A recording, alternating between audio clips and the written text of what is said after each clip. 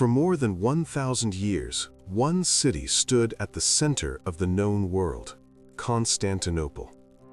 It was not simply a capital, it was the final stronghold of the Roman Empire. While Rome had fallen in the west, this city endured in the east, preserving Roman law, Christian faith, and imperial tradition. Founded by Emperor Constantine in the 4th century, the city was designed to be eternal. Its position was unmatched. To the north lay the Black Sea, to the south the Mediterranean.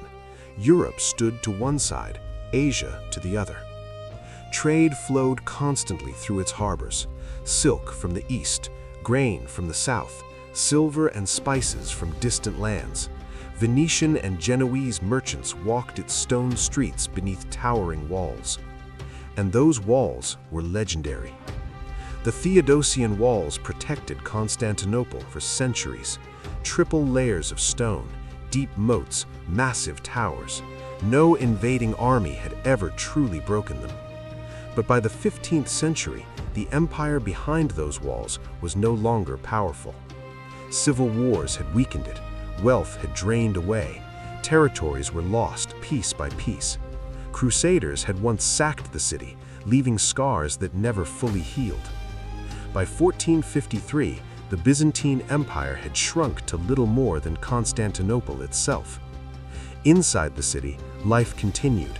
Markets opened at dawn, church bells echoed across narrow streets, citizens prayed beneath the great dome of Hagia Sophia. But outside the walls, the world had changed. A new empire had risen, the Ottomans. And at their head stood a young ruler, Sultan Mehmed II. He was only 19 years old, yet he carried a vision far greater than his age. For Mehmed, Constantinople was not merely a city, it was destiny. To capture it would mean ending the Roman legacy forever. In the spring of 1453, tens of thousands of Ottoman soldiers gathered outside the ancient walls. Inside the city, fewer than 10,000 defenders prepared to resist. The 1,000-year-old capital was about to face its greatest test. History was about to turn. Sultan Mehmed knew that the walls of Constantinople could not be taken by ordinary assault. For centuries, armies had failed against them. Swords and ladders were not enough. If the city was to fall, something new was required, something powerful. Mehmed found his answer in a Hungarian engineer named Orban. Orban claimed he could build a weapon unlike anything the world had seen, a cannon so massive that it could shatter the ancient walls. The Sultan agreed. In the winter before the siege, enormous bronze cannons were cast. The largest of them required hundreds of men and dozens of oxen just to move. When they finally arrived outside Constantinople, the defenders watched in silence. They had never seen weapons of such size. In April 1453, the bombardment began.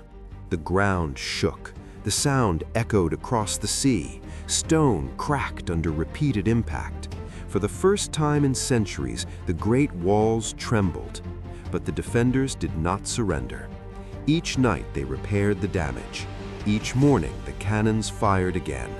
It was no longer a test of strength, it was a test of endurance. For weeks, the siege continued. Cannons roared day after day. The walls were damaged, but they did not collapse. Inside the city, food began to run low. Fear spread among the citizens. Still, the defenders refused to surrender. On the night of May 29, 1453, everything changed. Under the cover of darkness, Ottoman forces prepared for a final assault. Before dawn, thousands of soldiers advanced toward the weakened walls. Wave after wave attacked. The defenders fought desperately. Arrows, swords, and fire filled the narrow breaches. Emperor Constantine XI removed his imperial robes and joined the battle as a soldier. He refused to flee. As Ottoman troops finally broke through, chaos spread through the streets of Constantinople. After more than 1,000 years, the city had fallen. With the fall of Constantinople, the Byzantine Empire came to an end. For more than 1,000 years, it had preserved the legacy of Rome. Now it was gone. Sultan Mehmed entered the city as its new ruler. He ordered that Hagia Sophia be converted into a mosque, symbolizing the beginning of a new era. Constantinople would soon be known as Istanbul, the new capital of the Ottoman Empire. But the consequences reached far beyond the city itself. The fall disrupted major trade routes between Europe and Asia. European powers cut off from Eastern markets began searching for new paths to the riches of the East. In time, this search would lead to the age of exploration. The fall of Constantinople did not simply mark the end of one empire, it marked the beginning of a new world.